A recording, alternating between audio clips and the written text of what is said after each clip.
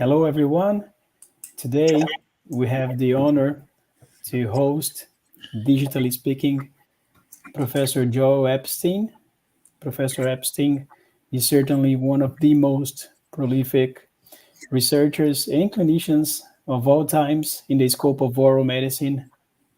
He's currently the director of the oral health services at City of Hope National Medical Center in Duarte, California, and also the director of oral health services at Cedars Sinai Health System, also in California, Los Angeles to be more specific. Today, Professor Epstein will be talking about the potential of photobiomodulation in taste and dysgeusia. Professor Epstein, on behalf of the Brazilian Society of Stomatology and Orthoptology, thank you so much for your time. It means a lot for us to have you closing our ceremony today, and please feel comfortable with your digital audience. The floor is now yours. Well, it's wonderful to be here in a virtual setting. Of course, someday and hopefully soon, we can do this more in direct contact for more personal interaction, which is, I think, so important in the work we all share. I am really pleased to have been invited and to be part of the program with the others that have presented earlier. The program is outstanding. The needs are great. And my colleagues who preceded me during this meeting, I'm sure have done a wonderful job of presenting up-to-date information, dealing with the many and significant issues in oncology care that involve the oral cavity, oral medicine, and all of us. So it really is a pleasure for me to be part of this endeavor. I look forward to ongoing and continuing work in this field with everyone that has interest and has patients with needs. So what this is really all about is about patient need. We wouldn't be here without their needs. And I'm going to focus on a topic driven primarily by oncology care needs, which is taste and oral complications in more of a general introductory manner. But taste is a significant outcome in the oncology world, but what we learn there will have translatable and information that can be used in the management of patients in other settings. So again, I'm pleased to be here. My topic is photobiomodulation with taste, and I will review some aspects of taste, review the limited data that we have on taste therapy with PBM to date, but that will be increasing, and also just highlight some of the other potential interventions at the end of this brief talk with respect to taste management. That will allow us, along with your leaders, to have a discussion and Q&A after this relatively brief talk. So happy to be here. Let me move forward. Next slide. So oral complications, you heard about them throughout the session, are significant. I'm showing just some limited data to highlight where taste change and taste dysfunction fits with respect to frequency and in some aspects of severity as well. So this is a study published in 2020 with 239 patients, multiple kinds of cancers. There were some head and neck cancer patients. The assessment tool was the Vanderbilt Head and Neck Symptoms Survey, which when developed, we included broader oral complications, including taste and saliva function that is not emphasized or maybe incomplete in other assessment tools. So just as an aside, one of the tools that may be valuable from a patient-reported outcome measure is the Vanderbilt Head and Neck Symptoms Survey, and it's in its most recent versions. So approximately half of all of these patients had dysphagia, 62, almost 2/3% had taste change. And then the remainder, which some of the taste changes and dysphagia is driven by xerostomia and mucus secretions. This is also associated with voice change. Interestingly, smell change in this broad scope of patient with cancer is a relatively less impactful outcome, with 35% reporting that change, and then mouth functions, dental concerns that follow. An interesting survey from about 10 years ago is that when assessing taste and smell in head and neck cancer patients, it is a bigger driver in patients' self-report than is appreciated by their healthcare providers. So it's underappreciated, undervalued in some ways, but also undertreated because the limited data from which that we have available still leaves room for considerable research, but also we still have approaches that should be considered because this is such a significant outcome in a broad scope of patients, even without local regional head and neck cancer. And I'll just, next slide, please. I'll show you some limited data in some other cancers. So prostate. This is obviously chemotherapy induced. Poor taste was reported in 17% and smell in approximately half of that number in this study in 2021. Nausea was also associated with poor taste, meaning that this could also be a driver of reduced oral intake, and that may lead to poor appetite, which translates into weight loss. In breast cancer, again, systemic chemotherapy, not oral regional toxicity that is associated with radiation, and taste and smell changes in 61% of patients, significant to the level of affecting food intake in a third of those patients. So this is a significant and impactful patient outcome, and it isn't just during the period of therapy. It can continue, and in some cases, indefinitely. Again, taste change and taste loss can lead to an impact on appetite. That can be associated with nausea, and again, associated with less oral intake. So females were reported more often affected. Smokers were more than non-smokers. Dysgeusia or altered taste was reported in 55% bad taste or reduced taste in some of those patients, and even altered sensation with increased taste acuity to certain stimuli, such as sweet. So things may taste excessively sweet or excessively salty, affecting, again, appetite and nutrition. So taste change can broadly affect oral intake. It leads to altered diet and potentially reduced nutrient intake that may be particularly important in oncology care. In the individual who may be the food provider, cooking may reduce interest, and that again may lead to simpler dietary intake that may lack some nutrients that are important in cancer care. So next slide. So this is broadly across all cancer groups. Taste and head and neck cancer is potentially much more directly impacted, but also has the role of systemic targeted therapies and immunotherapies that are all known to affect taste, which I'm sure was discussed earlier. So overall, again, just a summary data, 50 to 70% of cancer patients have altered taste sensation. In patients receiving chemotherapy alone, it's higher than in controls, and this is excluding head and neck cancer patients.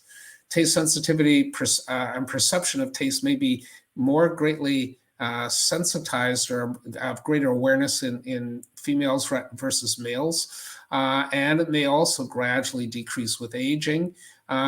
And then I'll discuss this in just coming up in how we evaluate this. So one is patient report, one are patient-reported tools such as the Vanderbilt Head and Neck Symptom Survey and other nutritional survey tools. And then there's direct taste testing, which can be done in a number of ways. And these tastes that we would normally test for are sweet, sucrose, salt, sodium chloride, bitter with quinine, citric acid for acid taste. And then I'll mention a little bit later that there's the potential for oil or fatty taste, as well as a water taste modality that is now identified in taste function. So salt may lead to increase or decrease water intake. Fat decrease was not significant in the study that I'm summarizing here. Metallic taste, it was and is associated with bitter taste. Again, taste affects quality of life, contributes to malnutrition, which contributes to weight loss.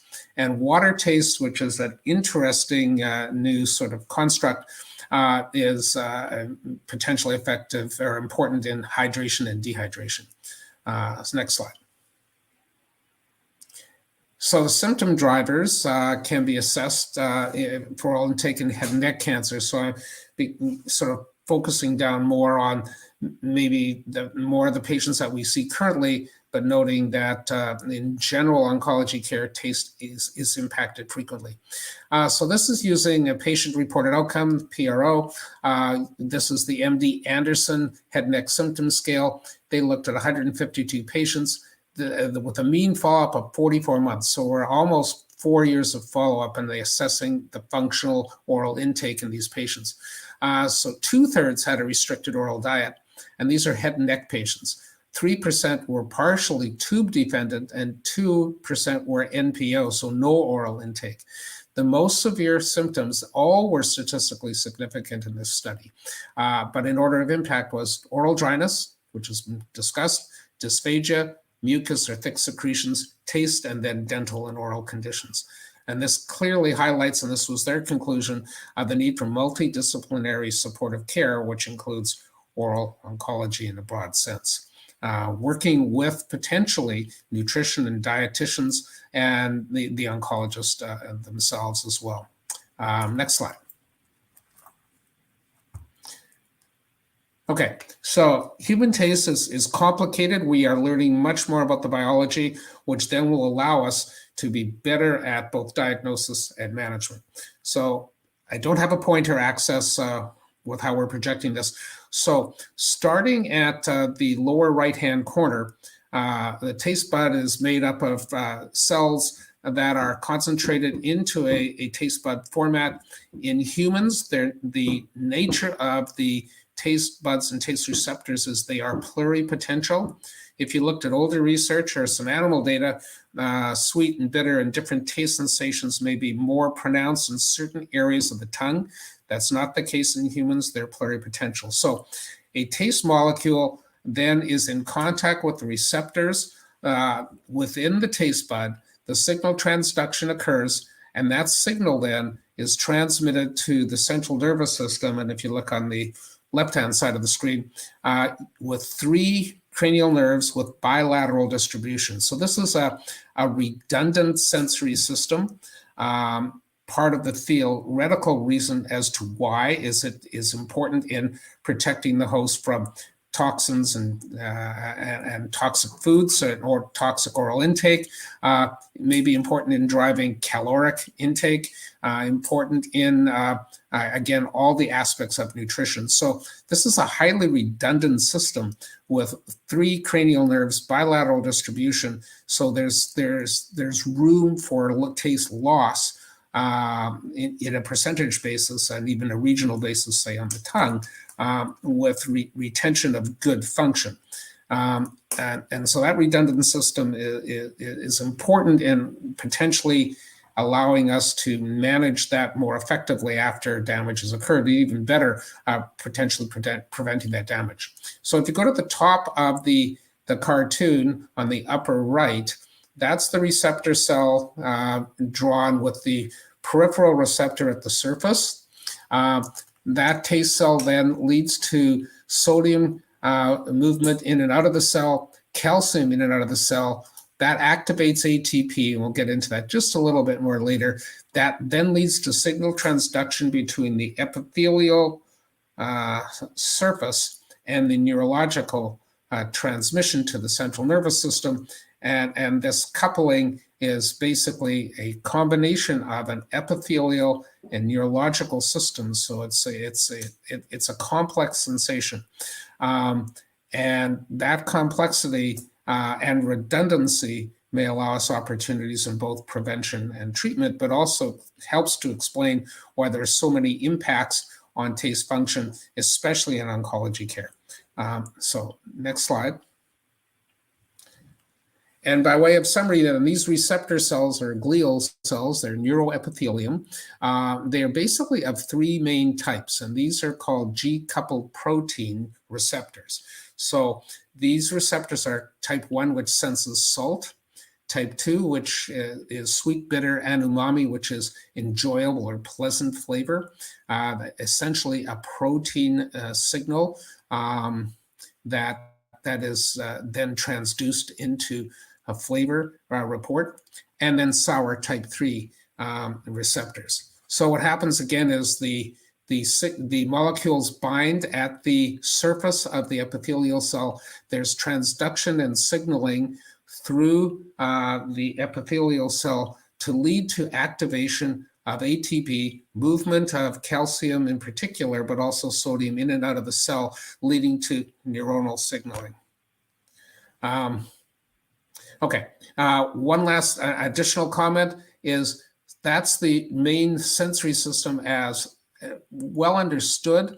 We used to describe 4 taste sensations, then umami was described regarding protein receptors and pleasant or enjoyable food taste, which enhances intake. And then at the bottom of the slide, we've added some other potentials that C fiber transmission may be associated with spicy, like capsaicin, spicy foods. And that may be a C fiber signaling, which overlaps pain sensation and pain signaling.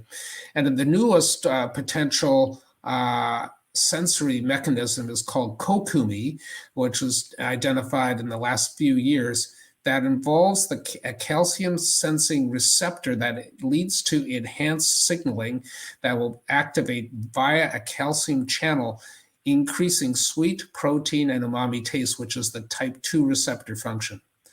And these are critical parts of the sensation in enjoying food and promoting oral intake. And lastly, as I mentioned before, there may be a specific fat receptor, so it may not just be the texture of oils and fats on the tongue, but there may be a taste signaling specific to that, and that's actively in investigation. And the last, with a question mark as well, is a water receptor, which is important in hydration and fluid balance. And it's interesting that all we need to do is think for a minute.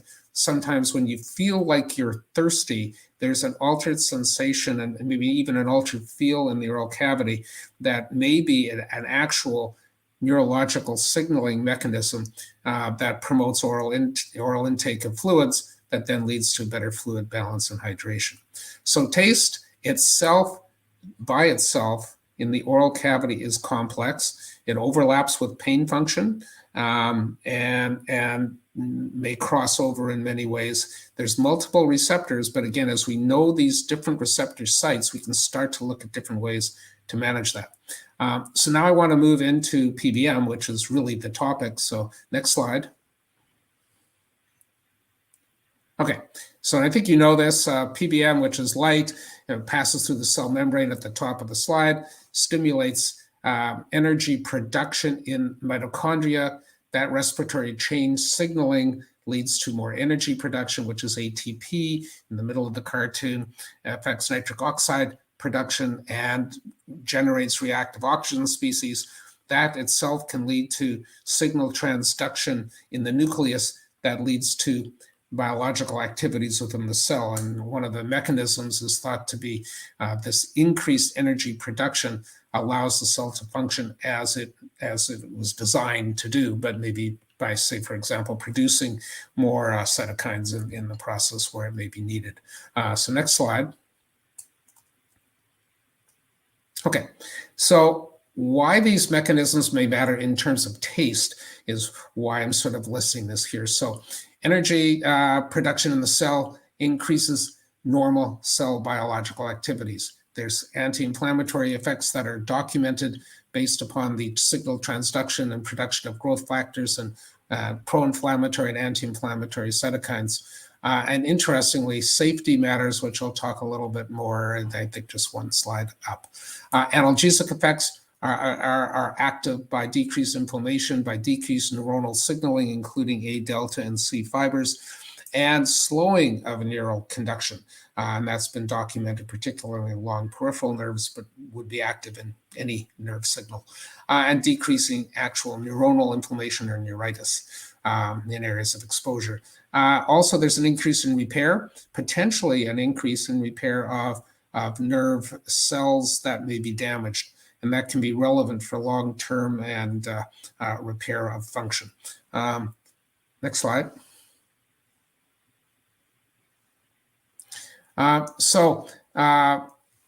Of importance, there's been no evidence, that's the second bullet here, of a tumor potentiation in clinical settings and in clinical trial studies.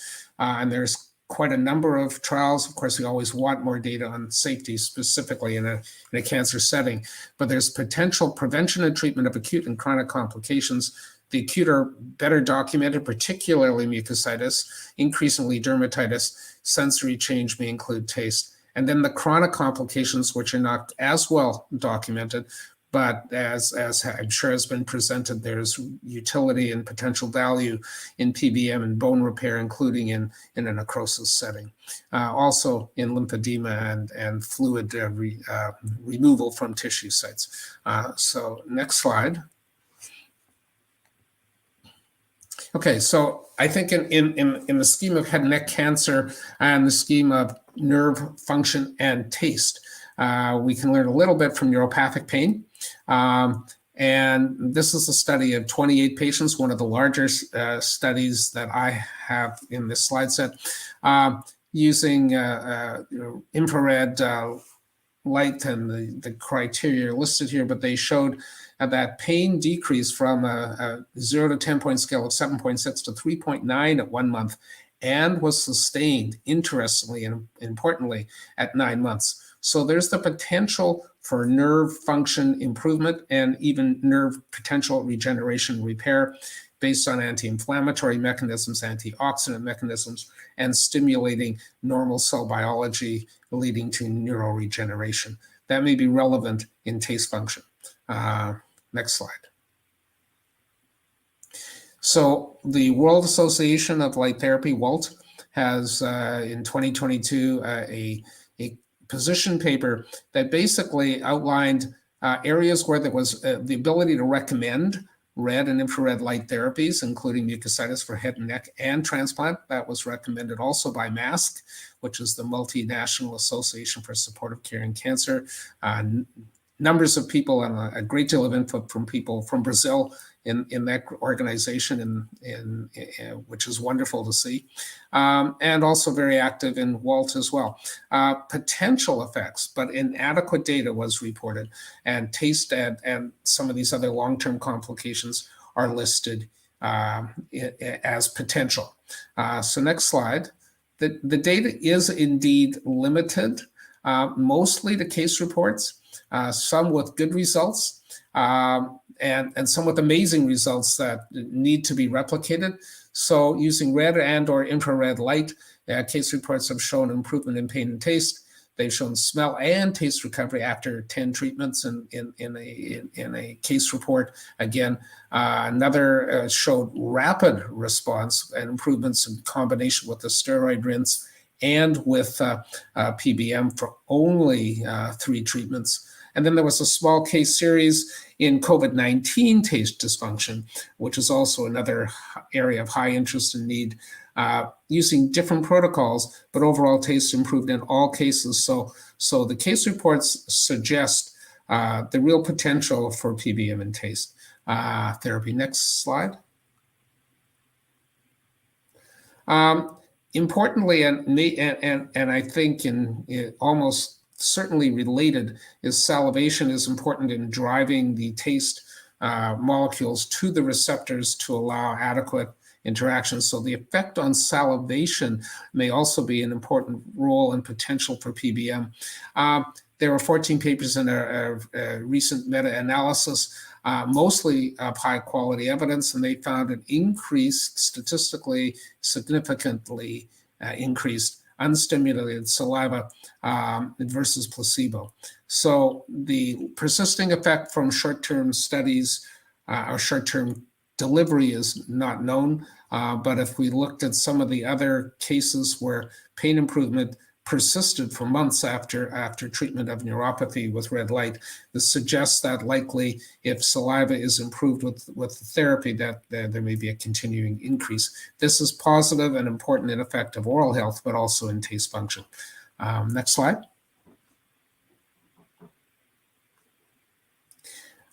So what about more about PBM? Well, we do have limited data. There's individual case reports, a small case series. I am sure that probably some of the leaders of your group in Brazil are actually doing these studies in patients because of the large number of patients and the role that PBM has played in Brazil.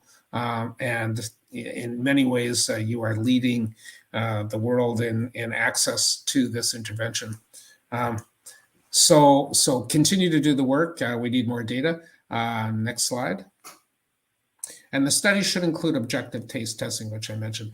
Now, the other thing I wanted to just mention a couple other things, that taste is redundant and preserved for a raft of biological reasons, including nutrition, but also protection from toxins.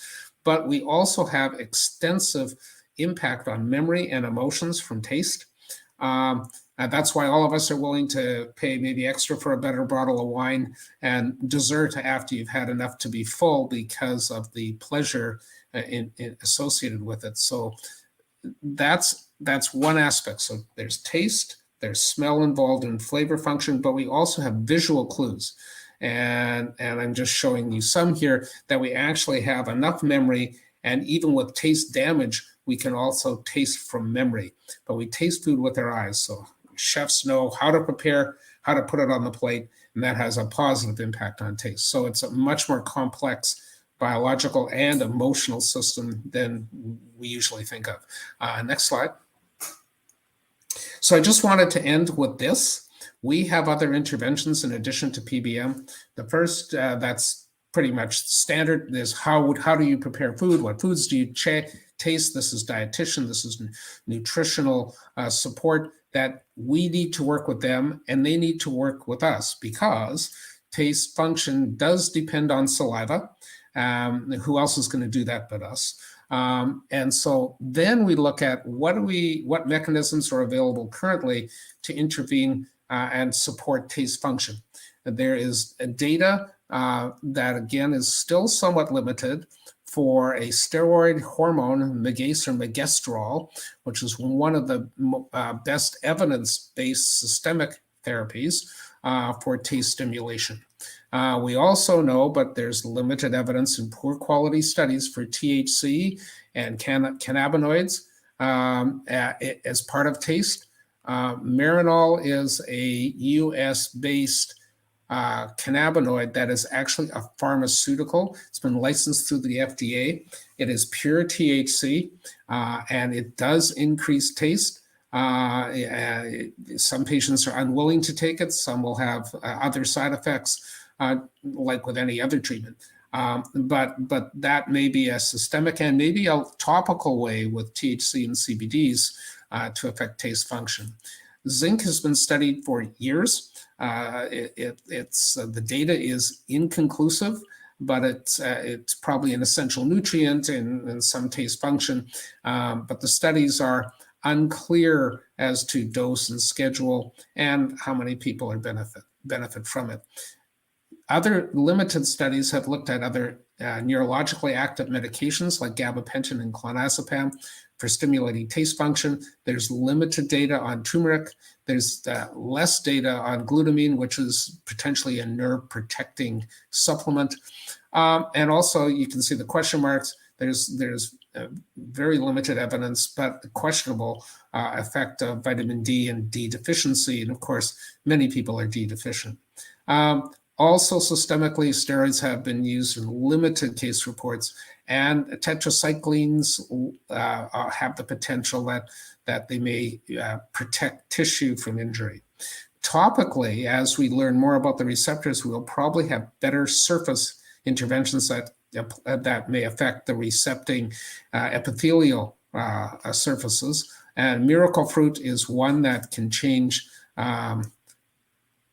sour to sweet, and that's a topical intervention that is available online. It's interesting. There are some patients that have a lot of sweet or sour dysfunction that may benefit from that. It's short term, it's locally effective topically. There's initial studies in animals of a number of agents topically applied, including those listed here, gabapentin and MSG.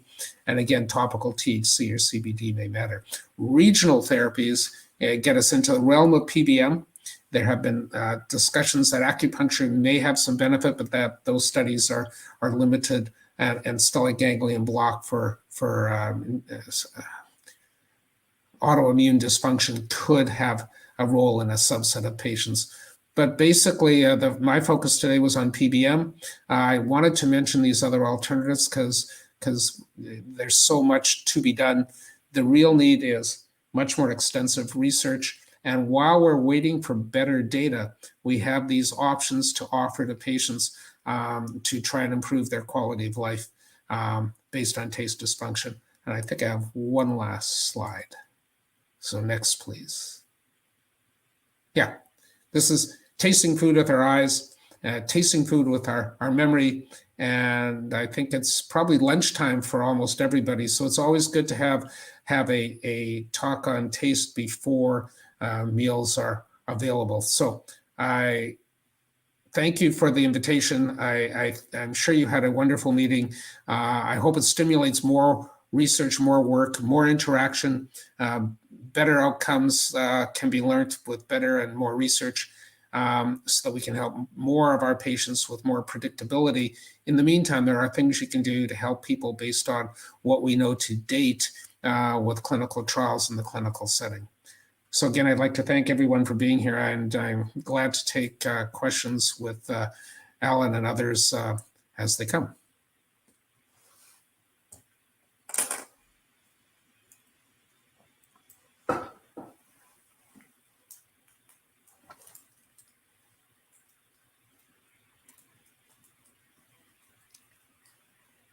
So are we all on?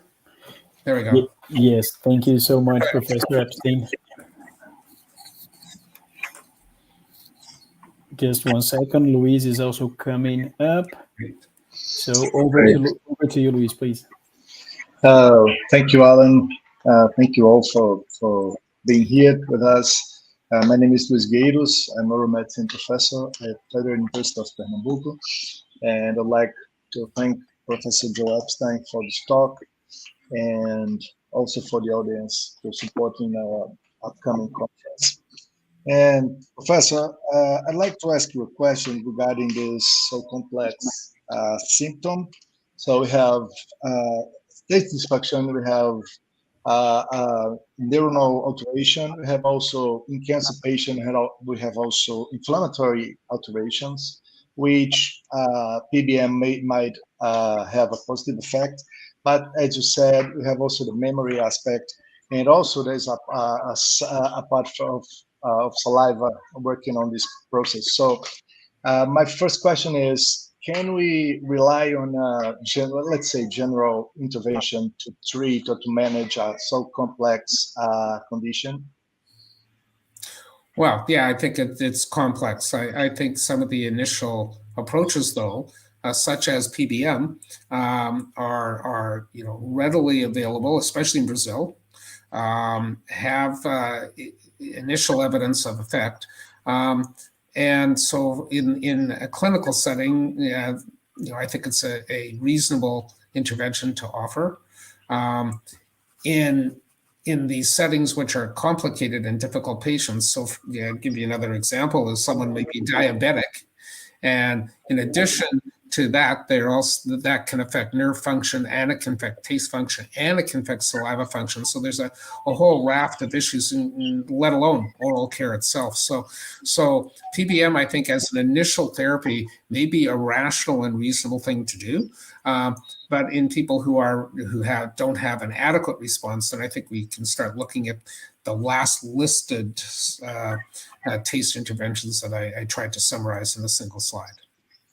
Well, thank you. And just after having this general review, do you think what should be our next step? Are we ready for a clinical trial, or should we provide preliminary data before running a clinical trial on this topic? Well, I think there is animal data that supports a lot of this. So having said that, and knowing that there's potential and knowing that there's individual case reports, there's two parts to the taste function story, I think. One is prevention. And what we're already doing, I think, with good evidence, is preventing or managing mucositis during therapy. But what we haven't done is we haven't assessed taste function adequately at the same time. And I think there's a real opportunity that prevention will be more productive than intervention once the symptom has arisen. So one of the things we should be doing, and this is internationally, in any clinical study of mucositis in any population that we're looking at, we should be looking at some other outcomes. That includes taste function, and probably we should be looking at saliva at the same time. So that's the prevention. And prevention is probably more likely to be more predictably effective than intervention. If someone is post-treatment and the complication persists, then you're looking at treatment, which is probably a greater barrier than it would be if you could have prevented it. But we should be doing those studies too. So I think one of the things we need to do is we need better studies. We need control data so that we understand it better. But I think there's really two parts. There's prevention and there's therapy. Okay. Thank you very much. I have one last question. It's probably your opinion on what should we expect from chronic cases, because usually more the acute cases tend to respond more quickly, but the chronic cases, not only regarding taste dysfunction, but also paresthesia and other conditions that when they turn chronic, it is really difficult to manage them. Right. It's more complex, and the outcomes probably can't be expected to be as good. But one of the things something that we really don't know, if peripherally active therapies, like on the surface, topical application of anything, if that's going to help, the implication is that it's a receptor issue, an epithelial issue, not a deep-seated or neurological pathway issue. And the further down the pathway you get, the more likely topicals will not be effective. Regional may be less effective, but systemic may be more effective as we learn more about how to deal with the sensory dysfunction that's present. So again, you may get back to prevention. So as an example, zinc has been looked at as a topical. It's been looked at as systemic supplementation. The data is conflicted because the studies are simply not good enough, and we don't know the dosing of the schedule. But if somebody has enough dysfunction, then zinc supplementation is something that needs to be studied, and or in a clinical setting, it's one of the things that we have, I guess, a signal that it may help in some patients, so it's worth utilizing. So we just simply, across the board in taste function, need better research. Yeah. Thank you. Great. Can I also ask you a question, Professor Epstein? Sure. Again, thank you so much. What a brilliant lecture.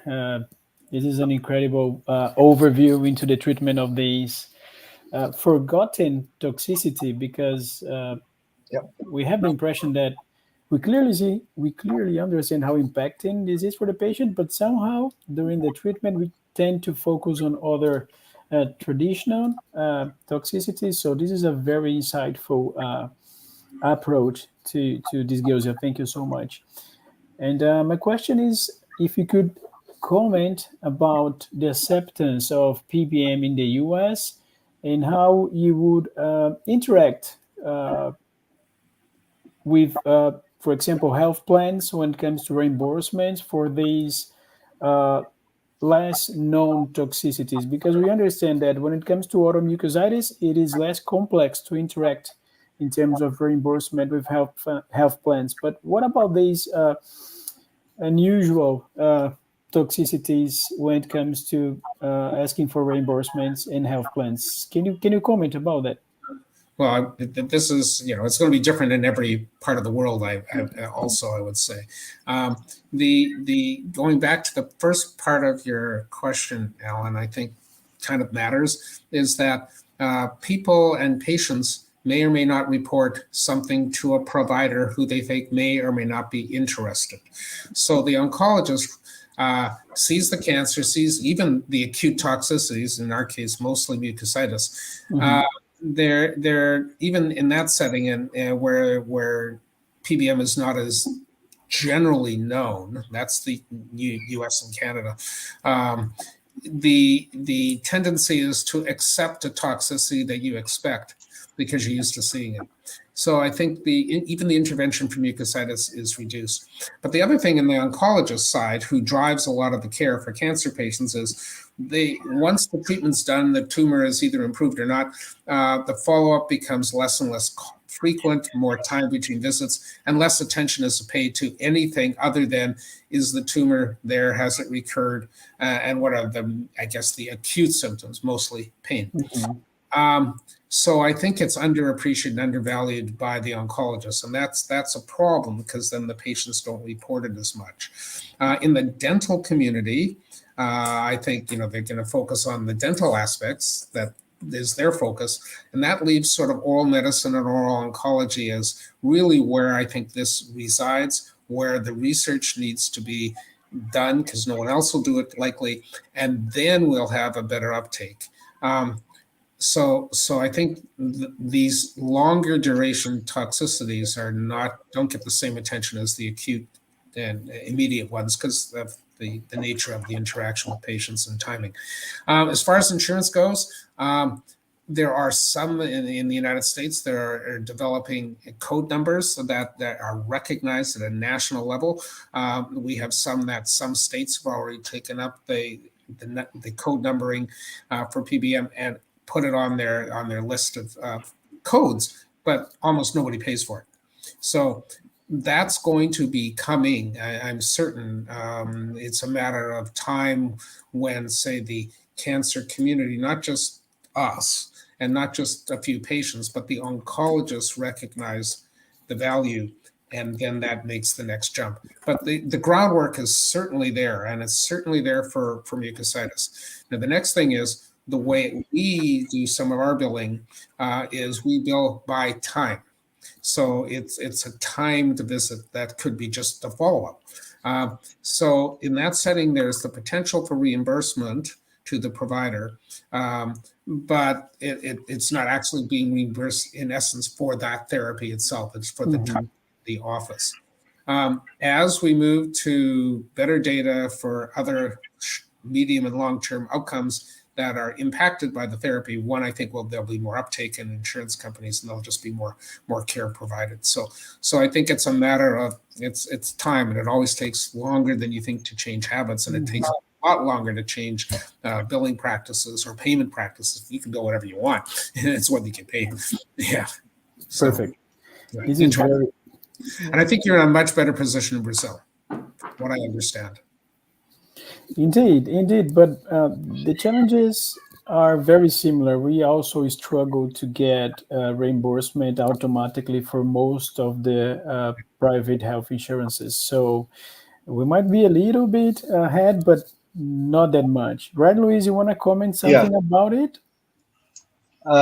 We currently, actually, PBM is only covered for head and neck cancer and hematological cancer. So all the other mucositis from other solid cancers are not covered by insurance companies. So even though it's the same process, the same condition, the same pain, the same impairment, but still, it's not covered. So there's a long way to go in order to make it available and accessible to the patients. Thank you, Professor Epstein. We've got one question in the chat box, and it was sent by Thais Pereira. The question is an off-topic question. PBM dosing using Einstein unit is recent and still not widespread. Do you see this approach to dosing as beneficial? Do you think this change in dosage for clinicians, especially in the private practice, is possible in the short and medium term, considering the devices available on the market currently?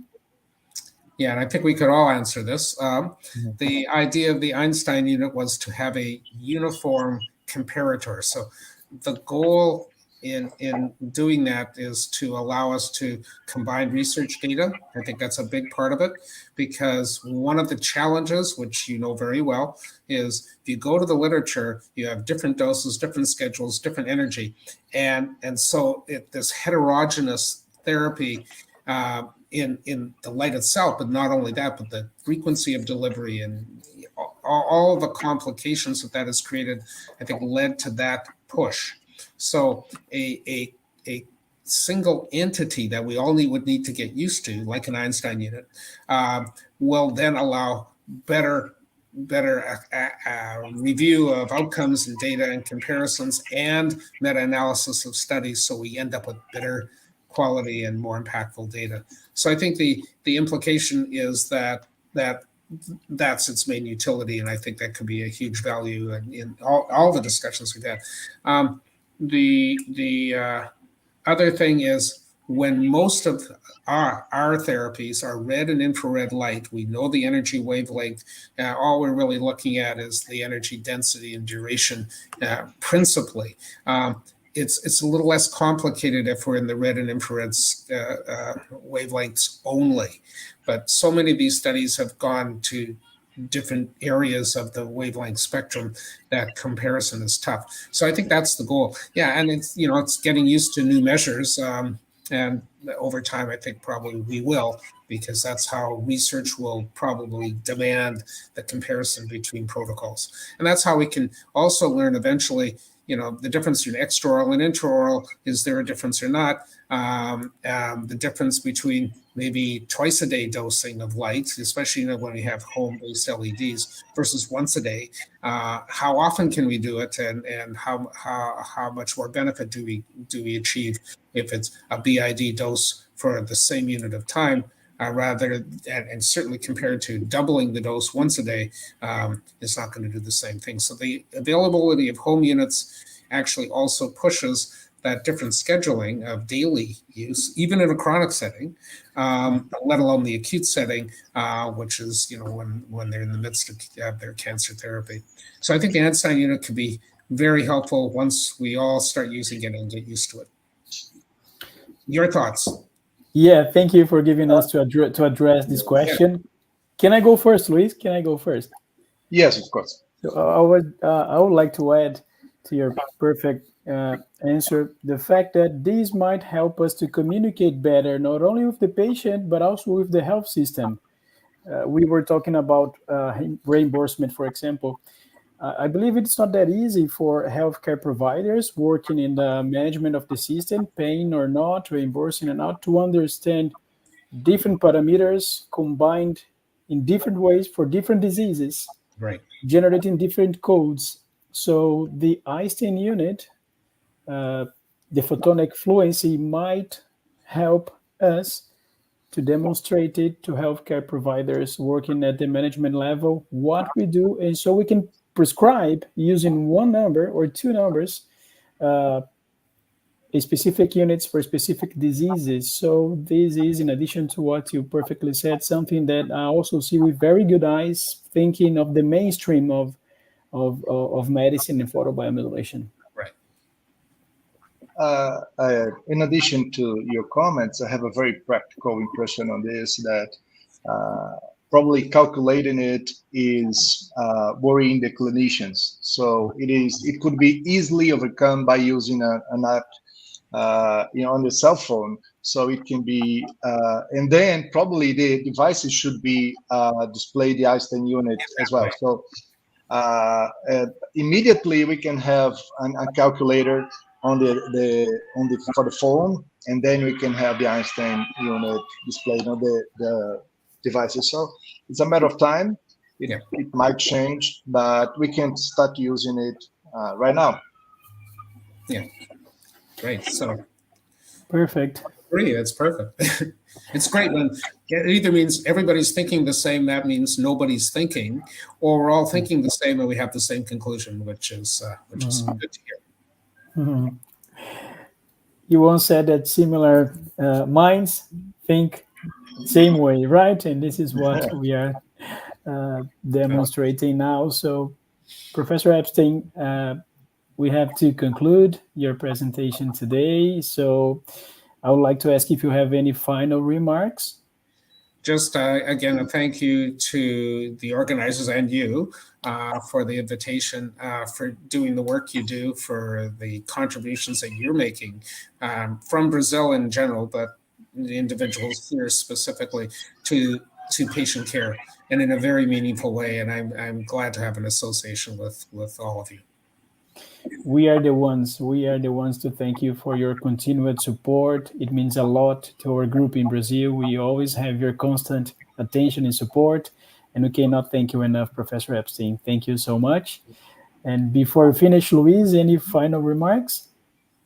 Yeah, I'd like to thank Professor Epstein for being here, for all the collaboration he made in neuromedicine in general, particularly in PBM, but also in very other topics.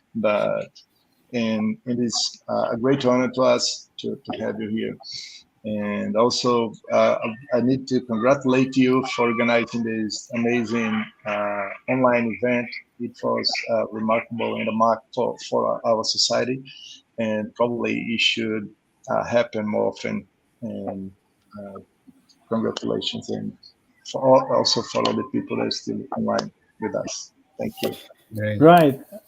I am the one to thank you both. So we are going to move towards the end of the ceremony. I'll see you soon, Professor Epstein. I'll see you soon, Luis. Thank you so much. Be well, and thanks very much. Congratulations on what it's a great meeting. Thank you so much. Thank you. Bye. Bom, agora eu tenho o privilégio de convidar para a transição da nossa celebração de 50 anos da Sobep a professora Janete Almeida e a nossa colega Victoria Carvalho. A professora Janete vai fazer uma apresentação sobre um trabalho muito especial no contexto da campanha Marcados pelo Câncer, da Universidade Estadual Paulista. Professora Janete, Victoria, agora é com vocês. Nós as deixaremos para concluir esse dia especial. Muito obrigado antecipadamente por tudo que vão fazer por nós. Boa tarde a todos. Muito agradecida pelo convite do professor Alan. Como já foi apresentada, meu nome é Janete Dias Almeida, sou professora de estomatologia do Instituto de Ciência e Tecnologia da Unesp de São José dos Campos.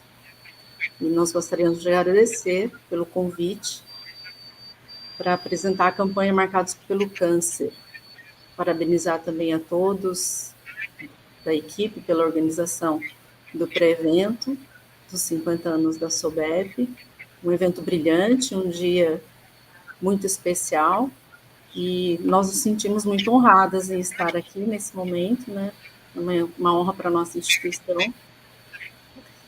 E esse projeto, a campanha Marcados pelo Câncer, foi idealizado pela Victoria Carvalho, que é graduada aqui pela nossa instituição, é professora externa voluntária no Projeto ON, que é um programa de extensão coordenado pelo cirurgião de cabeça e pescoço, professor Lúcio Murilo dos Santos. O Projeto ON oferece tratamento, atendimento odontológico para pacientes antes, durante e tratamento oncológico. Então, eu vou passar a palavra para a Victoria, para que ela faça a apresentação da campanha. Muito agradecida. Obrigada, Victoria. Boa tarde. Muito obrigada, professor Alan, e a toda a organização do evento. Obrigada, professora Janete, pela introdução. Para nós é uma verdadeira honra estar aqui hoje. Bom, foi no dia a dia das clínicas do Projeto Onco, conversando com os pacientes e inspirada por campanhas já existentes, que nós criamos a exposição Marcados pelo Câncer, que foi toda incrivelmente produzida por membros e ex-membros do Projeto Onco. Muitos dos pacientes do projeto tinham vontade de expor as suas histórias como forma de deixar um legado. Saber que o que eles passaram poderia ajudar a prevenir com que outras pessoas passassem também. E eu penso que prevenção vem através de informação. E se essa informação te toca de alguma forma, talvez a gente tenha uma chance maior de que essa informação, né, seja absorvida e passada adiante. E esse é o intuito da campanha.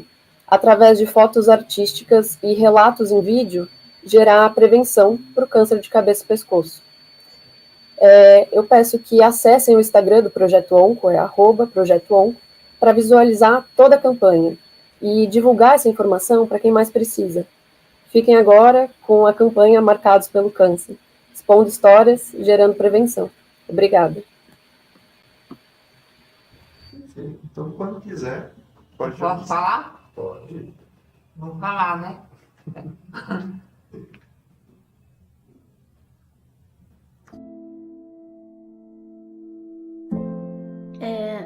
Não sei se vai conseguir me entender. Começou na África, eu fui em vários médicos.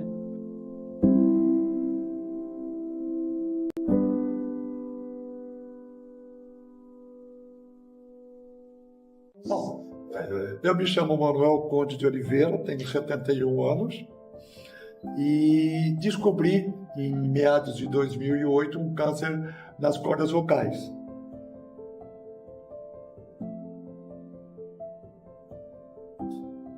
Uns 10, 11 anos atrás. E eu demorei muito para procurar. Eu imaginava que já era, só que nunca tive coragem de buscar ajuda.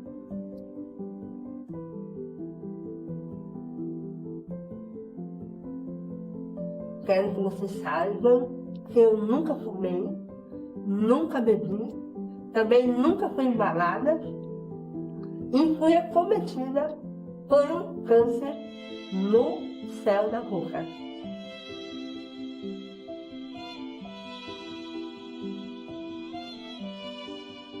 A notícia veio como uma bomba. Eu entrei em desespero, porque eu não sabia o que era. Aí eu procurei um dentista. Sabe, meu médico falou para minha mulher que ela ia me operar, só que eu tinha poucos meses de vida, porque já estava bem avançado, pelo fato de eu mesmo não ter procurado. Você acha que não é nada? Depois eu vou ver isso aí, vai deixando. Aí foi feita a cirurgia. Em 2010, eu fiz 33 sessões de radioterapia. Enfrentar isso não foi muito fácil, porque tinha muita ignorância sobre o assunto. E hoje eu não consigo quase falar por conta disso. Tem hora que é melhor, tem hora que não. Esse é um pouco da história. Hoje, na graça de Deus, estou eu aí. Mas o quê? Corri quanto foi cedo. Porque se eu deixasse, o que ia acontecer? Segundo o médico, quase que eu fui por ele, eu não voltava mais, mas graças a Deus eu estou aqui. A melhor coisa da vida poder comer, beber, respirar. Porque a saúde vocal eu não cuidei, paguei o preço. Eu agora vou firme e forte, na presença do Senhor. Muito obrigado e vou bater salva, tá? Sim. Muito obrigada.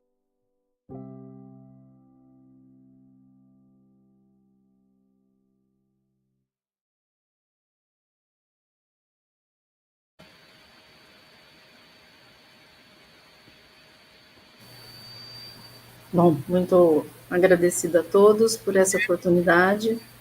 E realmente reiterando que é uma honra, nós ficamos muito felizes. Esperamos a todos no congresso em 2024 e que possamos a cada dia trabalhar mais em prol de prevenção. Obrigada, um abraço. Obrigada. Nós que agradecemos, professora Janete e Victória. Eu acredito que não teria uma melhor maneira para nós encerrarmos as atividades de hoje que não fosse por meio deste trabalho, da campanha Marcados pelo Câncer, da Unesp. Isso valida o trabalho de nós todos, como pessoas físicas, como grupos e como universidades. Essa é a dimensão do trabalho que nós podemos fazer. Muito obrigado mais uma vez, e eu agora então tenho alguns comentários finais, rápidos, tendo em vista que foram 8 horas de trabalho ininterruptas. Então, claro que eu começo agradecendo a todos os meus pares, colegas da organização, a comissão organizadora do 50º Congresso Brasileiro de Estomatologia e Patologia Oral.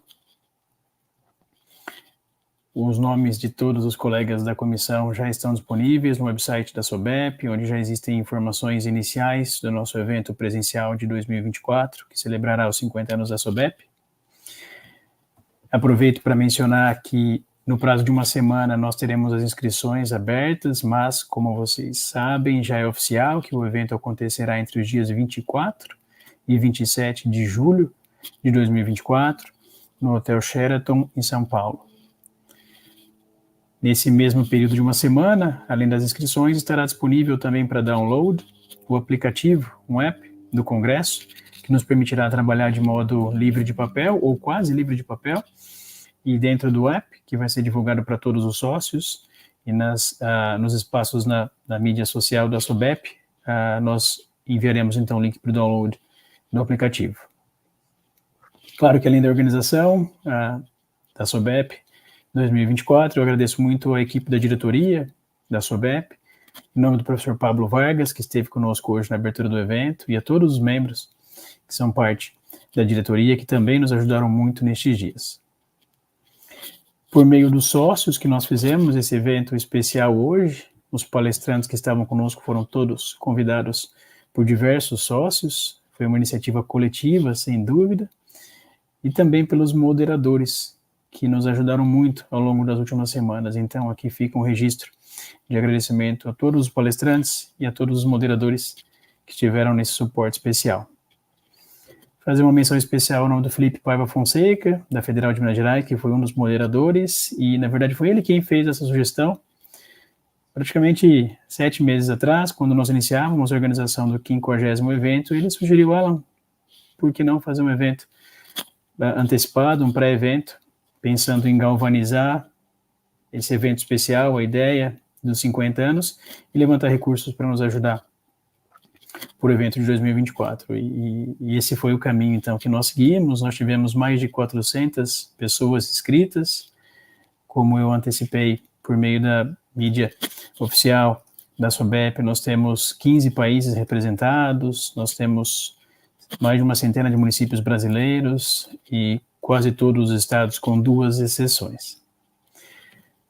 Não posso terminar aqui essa manifestação final sem agradecer os nossos patrocinadores, que também já antecipadamente ao evento fecharam os contratos de suporte, a Faculdade São Leopoldo Mandic, de Campinas, a Nova Analítica, e além dos patrocinadores, nós temos também 3 suportes e apoios confirmados por entidades e órgãos públicos. A primeira foi a FAEPEX, da Unicamp, que nos formalizou o apoio financeiro ao evento de 2024, ao CNPq, que aprovou a nossa proposta para apoio ao evento de 2024, e também o Grupo Brasileiro Câncer de Cabeça e Pescoço, o GBCP. São 3 instituições sem fins lucrativos, que não são, portanto, patrocinadores, mas são grandes apoiadores do nosso evento e que estarão conosco em julho de 2024.